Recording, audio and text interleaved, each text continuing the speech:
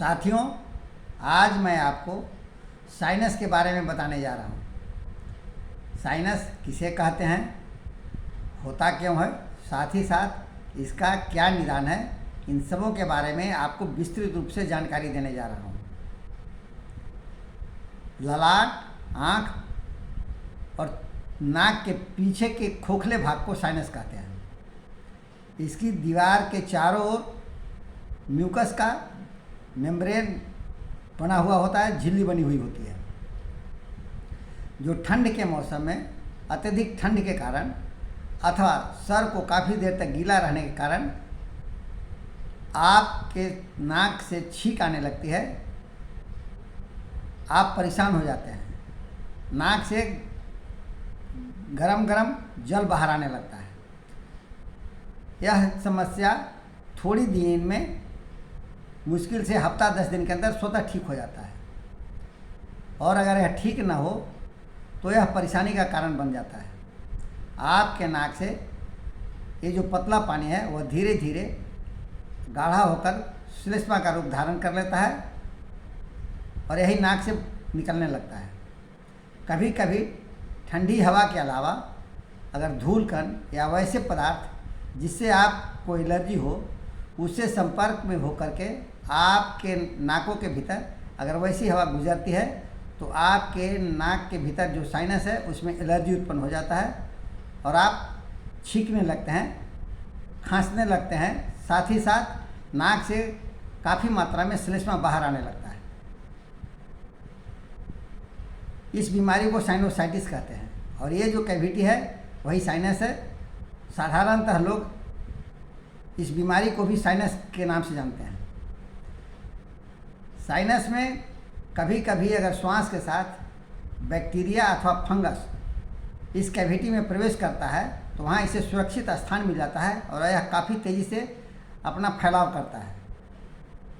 फलतः आपको नाक में जो श्लेष्मा है वह इसे बाहर निकालने के लिए काफ़ी प्रयत्नशील हो जाती है, इसको बाहर निकालने लगती है और नाक में कंजेशन की स्थिति उत्पन्न हो जाती है। फलतः आपको सांस लेने में भी दिक्कत महसूस होती है।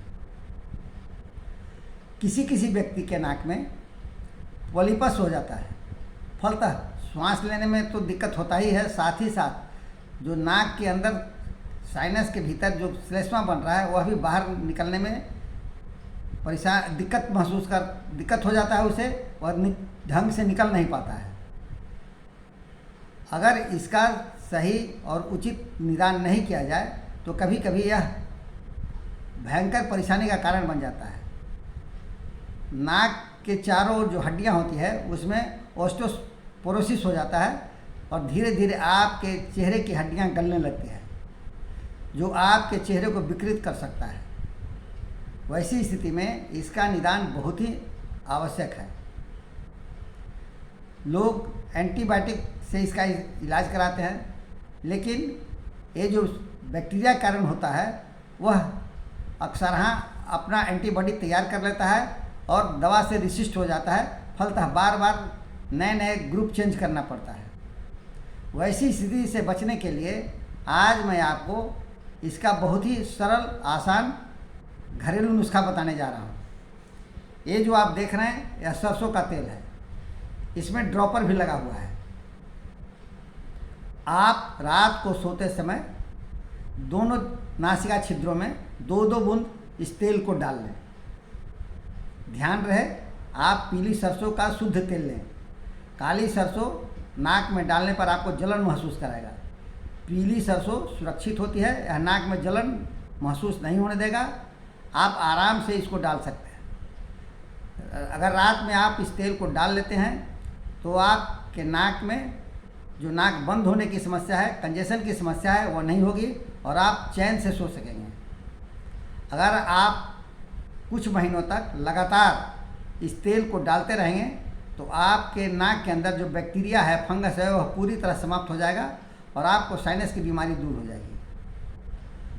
अगर आपको कभी बहुत ज़्यादा साइनस की समस्या परेशान कर रही हो, वैसी स्थिति में आप 1 लीटर पानी ले लें और उसमें आधा चम्मच विक्स का मलहम डाल दें और पानी सहित आप अपने पूरे शरीर को एक चादर से ढक लें।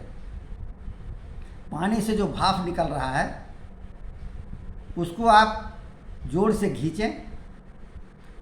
कुछ ही मिनटों में आपके नाक का जो कंजेशन की स्थिति है वह दूर हो जाएगी। आपके नाक जो बंद है, जो श्लेष्मा सूखा हुआ था, वह ढीला होकर के निकल जाएगा। अगर आपको कभी इस तरह की ज़्यादा परेशानी हो तो आप इस क्रिया को करें, अन्यथा रात में सोते समय इस तेल को डालें। आपको परमानेंट साइनस की बीमारी से मुक्ति मिल जाएगी। यह बहुत ही कारगर है, लाभप्रद है, साथ ही साथ आसान भी है। आप इसको सेवन कर सकते हैं और इसका लाभ उठा सकते हैं। आपको अगर मेरे द्वारा दी गई जानकारी अच्छी लगे तो मेरे चैनल को सब्सक्राइब करें, लाइक करें।